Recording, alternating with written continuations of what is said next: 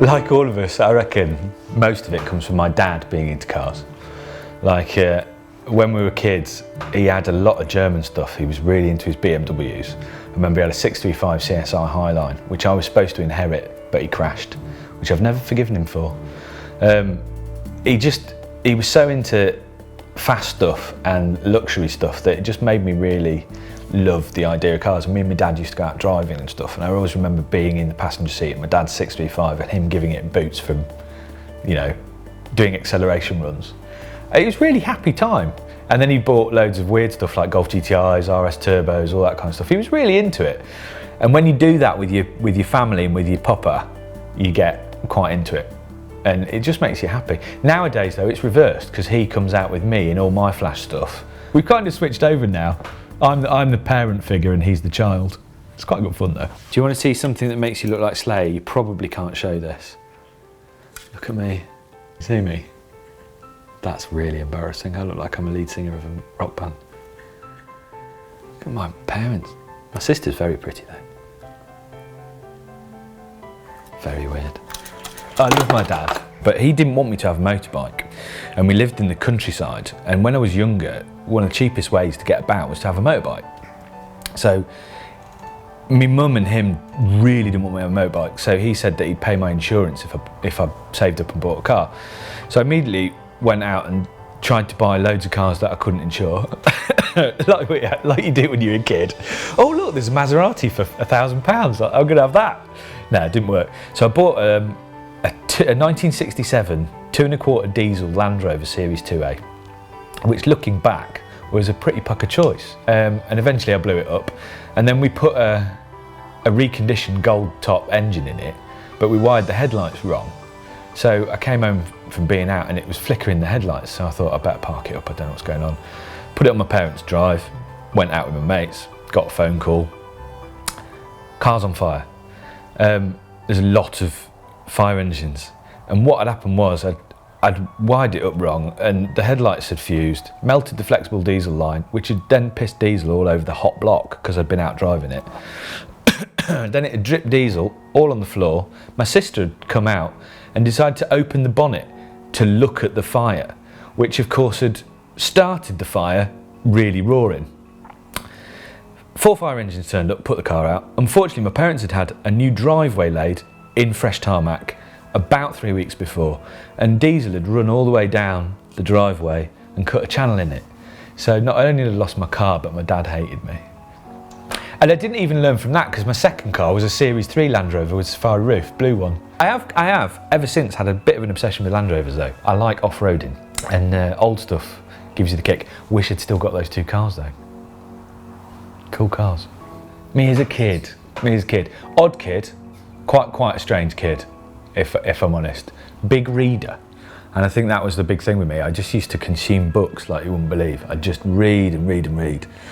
And then did all right at school, got, I can't even remember, 8 or 9 GCSEs, sort of average grades, went to the University of Essex, down south, and did a philosophy degree. And I think doing a philosophy degree is the degree you do when you don't really know what you want to do.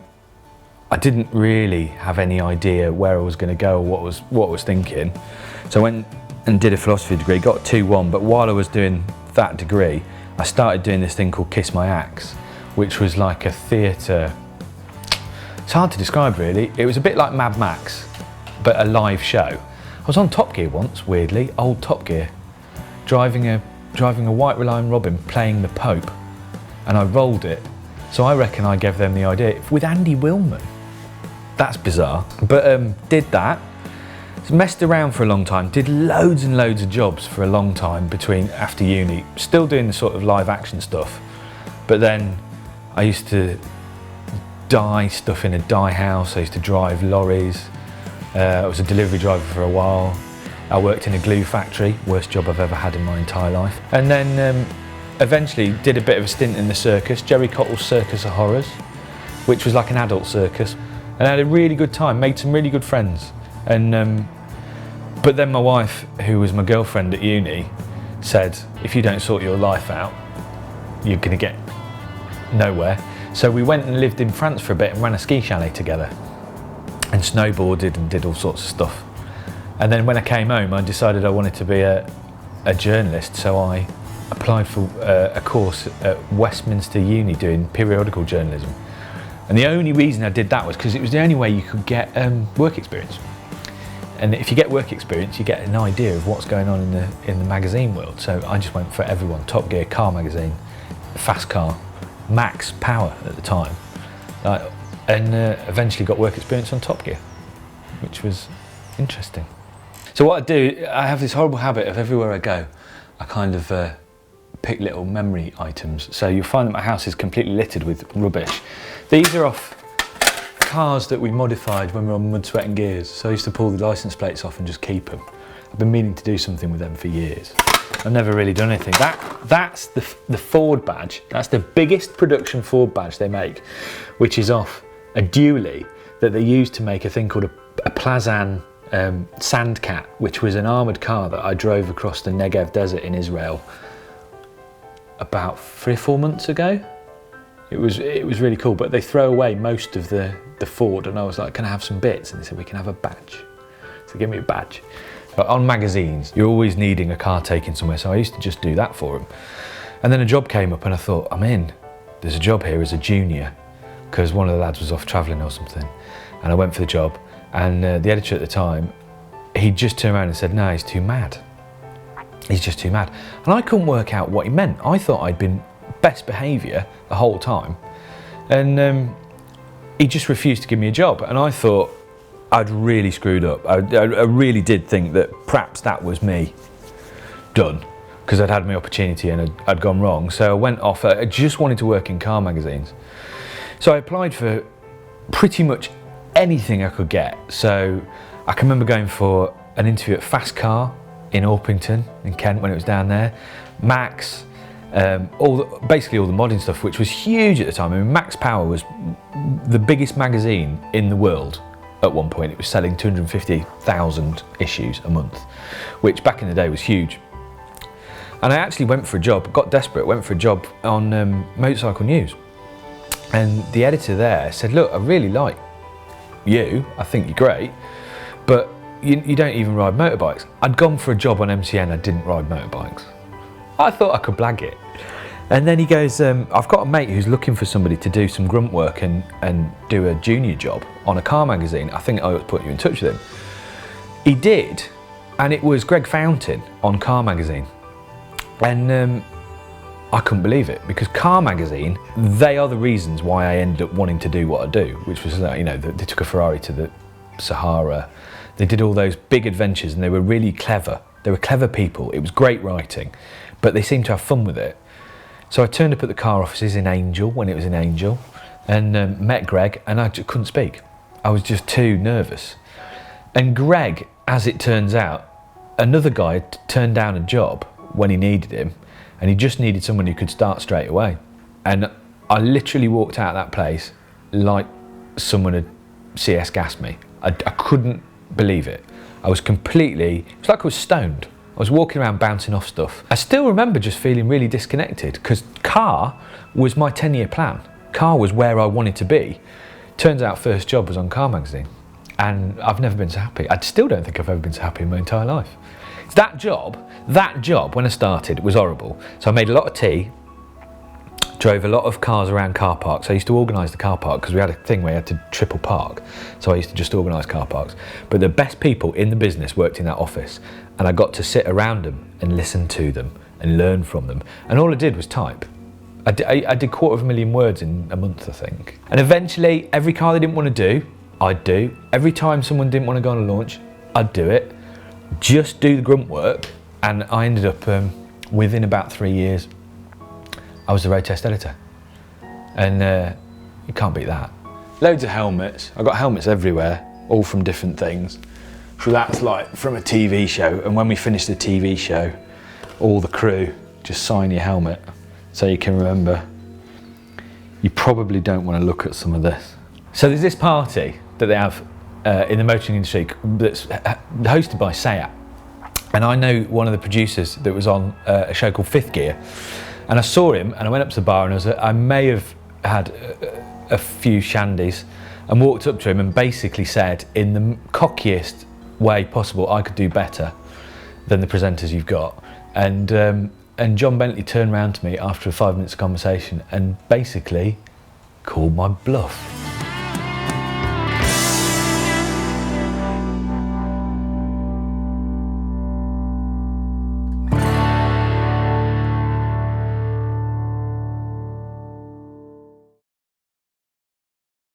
Because I'm a terrible mechanic, I tend to play with cars that are very cheap, so that when I improve them to the point that they break, it's not a big problem. This is my current project. It's a Volvo estate. Everyone says that Volvos are boring. I'm trying to prove that they're not. So I bought a beige Volvo off a friend for not very much money, and I'm in the process of making it into a Dakar Volvo. So I'd been bolshy at this party and said to the producer, go on then, let me have a go. And he turned around and he said, okay, we're doing presenter auditions next week. And my jaw hit the floor and went, really? And I proceeded to get nervous from that point. Turned up to these auditions, which were in a car park somewhere, I can't remember. I thought I'd be a bit cheeky and got myself a Vauxhall VX220 Lightning, which was a bright yellow, basically a Lotus Elise with a Vauxhall engine, Vauxhall bodywork.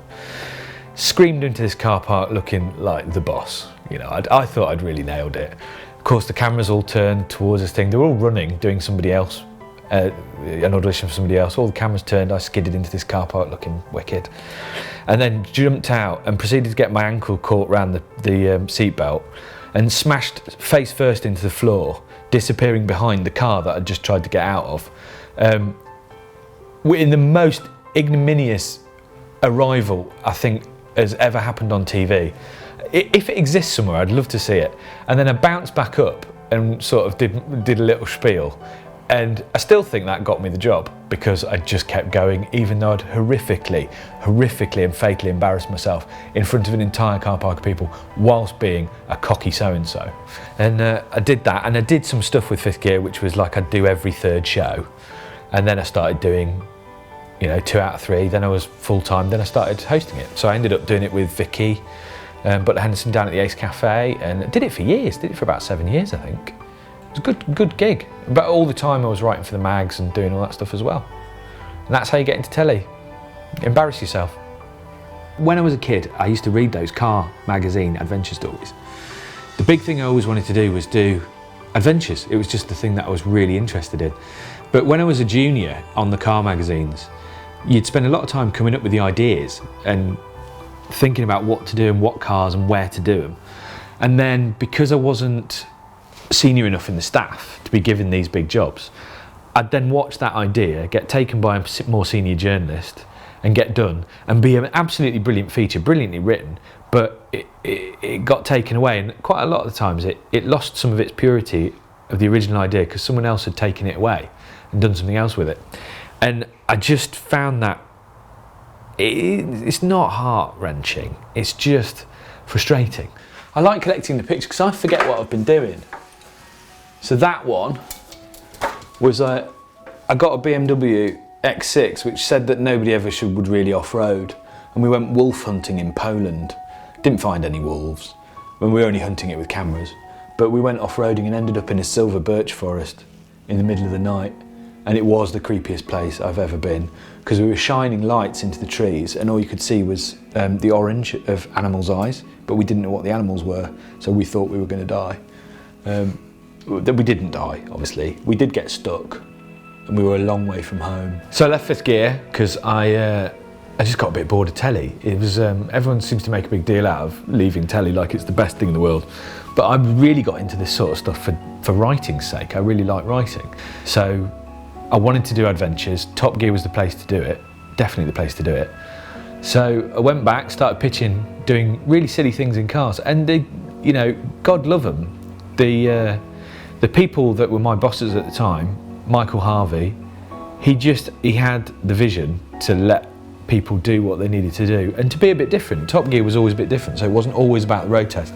So I started doing little adventures. You know, I drove aerial atoms to the Arctic and all sorts of stuff, but when I got into the stride of what I thought was interesting, it turned out that it was interesting to all my mates as well. So it was always like the one-line pitch. You've got to figure out if this adventure works in one sentence, then it's going to work as a feature. So one of them, what did I do? I once drove a Fiat Panda up Mount Etna, and it was a Panda 4x4, and they have unimogs that go halfway up, and we trotted up one morning in this Fiat Panda, a beautiful day, and they put, where the unimogs stopped, they put these massive boulders to stop the unimogs going any further because it was dangerous, and I was being cheeky and realised that the Panda would get through the gap between the things because it was made for a unimog. Then unfortunately it started to erupt a little bit, which was a bit scary, and then I got the car stuck and I couldn't get it out, and I was burning the clutch out of it because it was basically, it's like marbles. And Justin, God love him, who used to be a war photographer, nothing phases him, but he was looking a bit peaky at this point. And I was just panicking, didn't know what to do. So went and sort of thought about it for a bit, let all the air out the tyres, put the mats out the footwell, put them under the wheels, all sorts of stuff. And the poor little car managed to get out with a little bit of help and drove it down. And as we were driving it down, Mount Etna had a proper eruption. And we drove down there pretty quick on flat tyres. And brilliant day, but one day adventure that you can't beat. That was amazing. What else did I do? I did all sorts of stuff. I mean, I've always had a predilection for doing icy things. So yeah, what did I do? Last year I drove an MX-5 up the Dalton Highway, the Ice Road Truckers Road, but I did it with the roof down the whole way. Nearly ran over a bear and had to stop, and the bear just looked at me and I looked at the bear, and the bear was the size of the MX-5. God's honest truth. I raced the California Zephyr from Chicago to San Francisco, and it's it's the hippie train. It's a slow train and it has a bubble top roof, and all these guys used to go on in the 60s and spend the whole journey jamming, and I thought this was wicked. So I thought, I wonder if you can do it in a car as quick as you can do it on the train and it'd be as romantic. So we were battering across America, not sleeping, which is quite dangerous, you should never do it, and did weird stuff like we were tracking the train, getting phone calls, realising we were either behind it or in front of it, working our way down. Then we got to about 50 miles outside of San Francisco and I saw the train in a stop, and I thought, brilliant, we got it, nailed it, I'm going to beat it. And then went for a coffee, sat there, and the train pulled out of the station the wrong way. There's two trains, one that goes one way and one that goes the other way. And I just went, ah! Rang up, and the train was nearly in San Francisco. And we got to San Francisco, and after about 3,500 miles, I beat that train into the station by, I think it was 8 minutes. And I was so tired, I threw up and then fell asleep. That's basically what I did. This was a cowboy from the Hungarian Puszta, shot by a guy called Justin Layton. We went to live with the cowboys in a Toyota Hilux with a roof tent.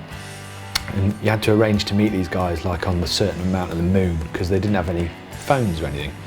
Met them, very weird, but we had to live out in the middle of nowhere, and Justin snored like a chainsaw, and it was possibly the worst thing I've done in terms of sleep. So what did I do after that? Well, I've always been writing for mags, so I always do that, so that's kind of my baseline thing. But then I started doing some writing for different people, started writing for the Sunday Times a little bit, and then an American TV company who it's basically BBC Worldwide came and said, we want to do this TV show. Originally I was not going to have much to do with it apart from rewriting the scripts and kind of helping them out with that and the concept, so did that, and then they turned around and said, well, do you want to present it? And I went, well, yeah, all right.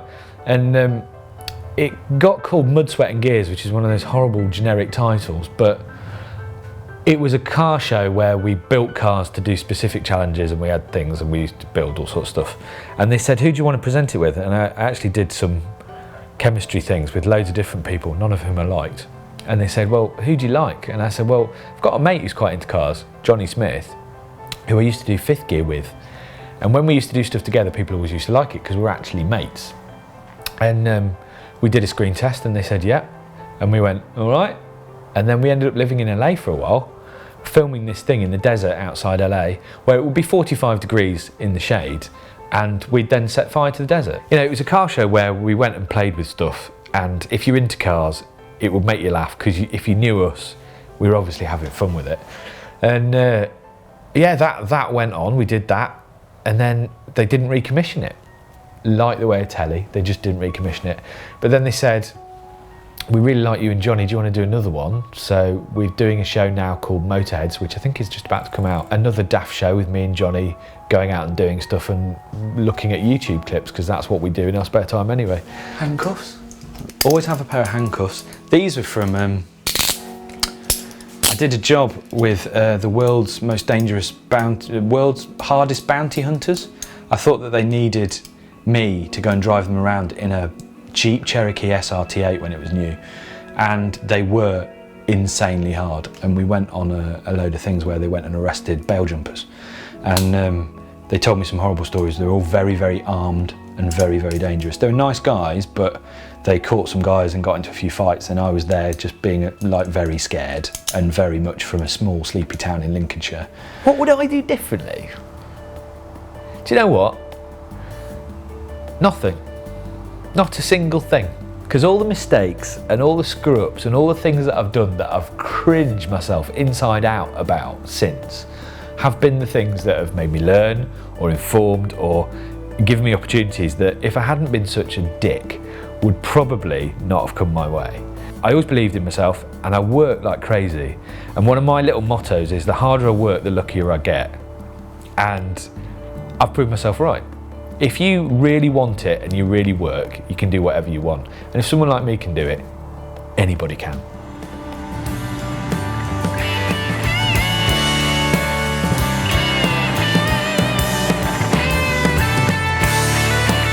I really did. The only thing I did think, that by the time I was 40, I thought I'd have like a collection of cars.